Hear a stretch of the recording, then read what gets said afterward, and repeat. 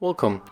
If you want to use applications in pop-up view in your Samsung Galaxy S20 Ultra, for the first you have to open these applications that you want to use. So I'm going for the calendar, clock, messages, and maybe I can also open Google Chrome.